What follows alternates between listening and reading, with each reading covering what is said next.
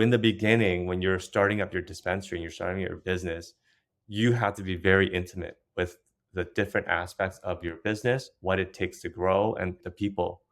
From there, you put the right people in place, you put the right incentives in place, you put the right oversight in place, and then you can scale. Welcome to the KayaCast, the podcast for cannabis businesses looking to launch, grow, and scale their operations.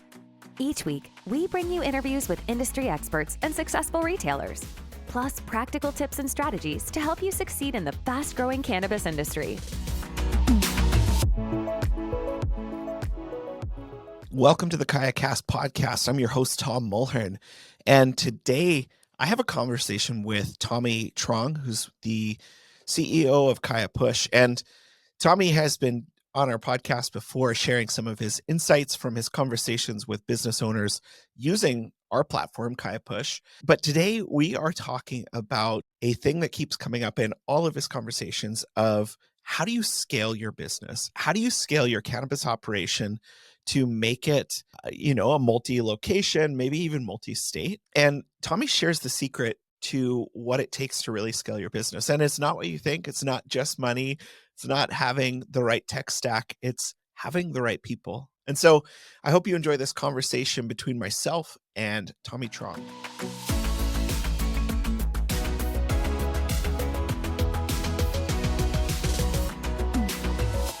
I often talk to a lot of dispensary applicants, card applicants, and I ask them, how big do you want to be?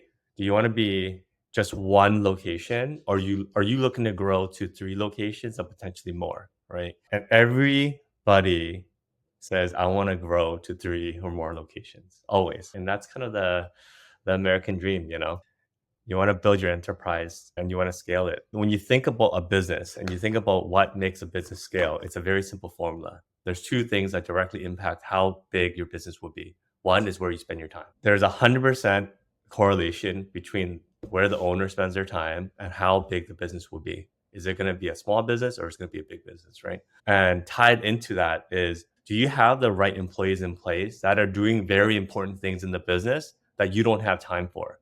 The right areas of the business is very dependent on where the business is at. If you're first starting out, where you spend your time is going to be very different than if you have 10 locations. And if you have the right people in place, then your business will scale. So when I talk to business owners, I always impose that question. And then how do you unpack where you should spend your time as a business owner? And how do you also unpack what is the people strategy that you should deploy to ensure that you have the right people in place when you need them? Do you find that a lot of business owners, especially when they start up, are spending their time in the wrong spaces and wasting time on things because they don't have the people in place that they need? In the beginning, when you're starting a dispensary, there's going to be a lot of information that you're bringing in.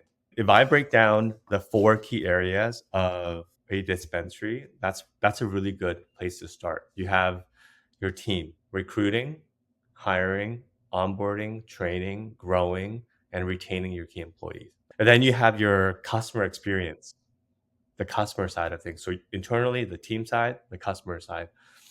Do you have a team that is a high performing team that can service the customers? What is their customer experience? What is the sales experience? Are you, as a business owner, talking to your customers and understanding their needs? So that's customer. And customer also ties into inventory strategy. It's very specific to the area that you're in. What is your inventory strategy and how does that tie into your conversation with your customer and the KPIs and the data that you're getting? And then you have the 2 most important things in a dispensary, the inventory that you're selling. People are coming in, they're buying something, right? So the procurement, the SOPs, the controls, the reporting to the government inventory side, and cash. It's a very high cash business. And then you have everything else. Everything else is not important enough to have in its own category, but it's still very important to do. So your 280E strategy. It's important to get it right, but it's not critical to your business functioning. There are certain items that are very important, but very easy to do.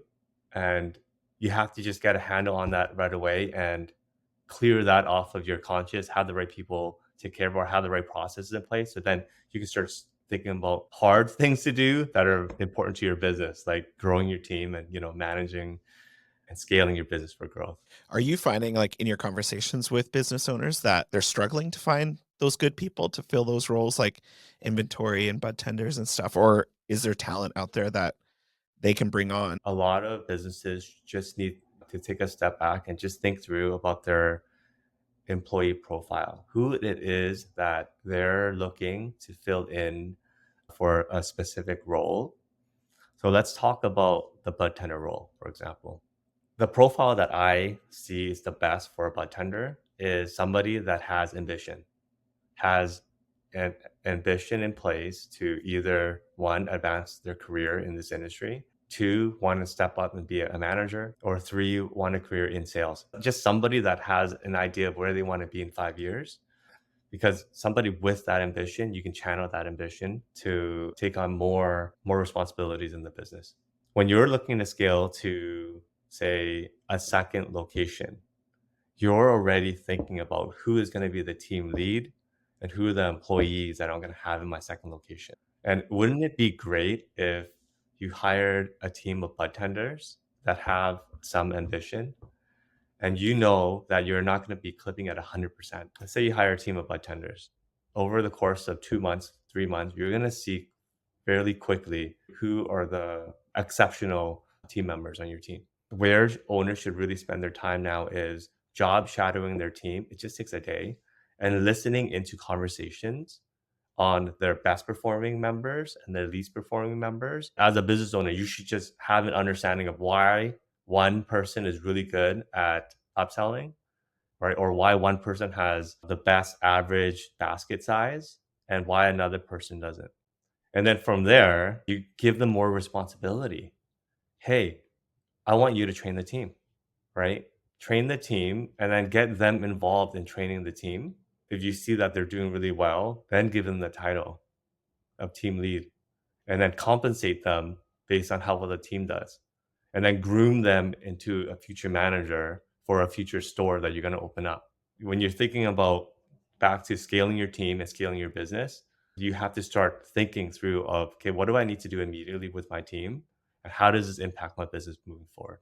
So you're kind of saying the biggest barrier then to that scaling, like you said, all the business owners you're talking to, they want to grow their business to multiple locations, but one of the biggest barriers is not having the right people in place. When you have the right people in place, you can start dreaming that. But if you don't have that team, that dream team, you can't even be thinking about next locations. Even if you have the financing, you don't have the people. You can only scale your team. There's a formula for that. One, where do you as a business owner spend your time? And do you have the right people in place that are doing really important things in the business that you don't have time for? If you're scaling a company, all the time in the world to be involved in the day-to-day training of your team, you need somebody in that position. So how do you find that person internally? So in the beginning, when you're starting up your dispensary and you're starting your business, you have to be very intimate with the different aspects of your business, what it takes to grow, and the people. From there, you put the right people in place, you put the right incentives in place, you put the right oversight in place, and then you can scale.